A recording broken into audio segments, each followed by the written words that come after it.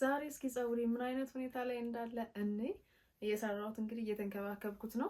ብዙ ጊዜ እኔ ፀጉሬ ሹርባ ይመቸዋልና እንደዚህ ሰርቼ ለ2 ቀን ለ3 ቀን እንደዚህ ያደረኩኝ ይፈታዋለሁ። ከዛ እስኪ ላሳያችሁ የፀጉሬን ሁኔታ። ለምን እንደዚህ አይነት ነገር እንደሚከብድን ታውቃላችሁ? ፀጉራችንን ለመንከባከብ ወይም ደግሞ የሆነ ነገር ለመጀመር የሚጨንቀን ነገር አለ። ለምንድን ነው? በሌሎቹ በሚያደርጉት ነገር እንደነቃለን። ለምንድን ነው እኛ ማድረግ የማንችለው? እኔ ብዙ ሰዎችን አይቻለሁ የሚያደርጉ ሰዎች የፀጉር ትሪትመንቶችን የምናያቸውን ቤት ውስጥ ሰርተን ለመጠቀም ውሸት ይመስለናል። ከዛ ደግሞ ስንፍናም ተጨምሮበት ነው። ያየናቸው የተለወጡ ብዙ ሰዎች አሉ። በነገራችን ላይ ከመጀመሪያው ፍላጎት ካለ ከዛ በኋላ ለማድረግ መወሰን ነው። ከወሰን በኋላ ግን ምንም የምናቋርጠው ነገር አይኖረውም። ፀጉሬ በቃ እንክብካቤ ከጀመርኩ የተለየ ለውጥ ነው ለእኔ የሰጠኝ። በዚያ ላይ ደግሞ ለውጥ ባንድ የሚመጣ ነገር እንዳልሆነ ሁላችንም እናውቃለን። ጊዜ ሰጥተነው መንከባከብ ነው ያለብን። በቃ የእኛ ስራ መንከባከብ ነው።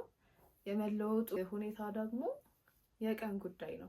በ1 ወር ወይም ደግሞ በ15 ቀን በ8 ቀን እንደዚህ ይሆናል ምናምን እንደዛ የሚባል ነገር የለም። ሲጀመር በ1 ወር ውስጥ በ8 ቀን ውስጥ ለውጥ፣ በ15 ቀን ውስጥ ለውጥ የለም። ቢያንስ 3 ወር ይፈጃል። እስከ 3 ወር ለውጥ ይታይበታል። እኔ ፀጉሬን መንከባከብ የጀመርኩት ከጀመርኩበት ቀን ጀምሮ አይደለም። ከዛ በፊት 4 ወራት ወስደዋል። ፀጉሬን ማለት ነው። ለ4 ወራት ወስደውብኛል። እግዚአብሔር ይመስገን የፀጉሬ ጤንነት እየተመለሰ ነው።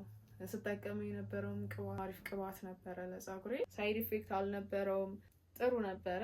አሁን ደግሞ የሚያስፈልገኝን አይነት የፀጉር ቅባት ገዝቼ እየተጠቀምኩ ነው ያለሁት። አሪፍ ነው። በተለይ ደግሞ ለፎረፎር፣ እኔ ፎረፎር አለብኝ እና እሱን ደግሞ የምሰራው ማስክ፣ የፀጉሩ ማስክ እዛ ላይ በጣም ለእኔ ተመችቶኛል። የሰራሁት ማስክ እያጠፋልኝ ነው ፎረፎሩን። ይሄንን ይመስላል እንግዲህ። ገና አልተበጠረም። ያው ወደ ውጭ አልወጣ ነገር ፍሪዝ አላረገው። እንደዚህ ፀጉሬ ፍሪዝም ሹርባም ይሄድበታል፣ ያምርበታል። ዛሬ ደግሞ 3 ቀን ሆኖታል ከሰራሁት። ስለዚህ በ3 ቀን ውስጥ አንዴ ነው የምጠቀመው ቅባቱን። ሁሌ አልጠቀመውም። እንደዚህ ሰራውና በ3 ቀን ውስጥ አንዴ ጠቀመዋለሁ ማለት ነው። ከ4 ወር በፊት ቢሆን ኖሮ ፀጉሬ እንደዚህ ሳበጥረው የሚወጣው ፀጉር በጣም ብዙ ነበረ። እንዳለ ነበር ፀጉሬ የሚረግፈው። እኔም እንግዲህ እንደሌሎቹ ፀጉሬን እየተንከባከብኩ የፀጉሬን ለውጥ ማይ ይሆናል።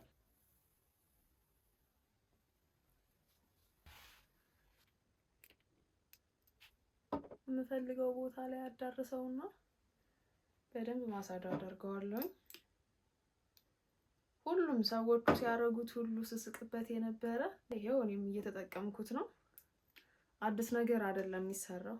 የተደረገውን ነገር ኢምፕሩቭ ማድረግ ነው በቃ። ሌሎቹ ጋር የሰራው እኔም ጋር ሰርቶልኛል። እውነት ነው እናንተም ጋር ይሰራል ለማለት ነው።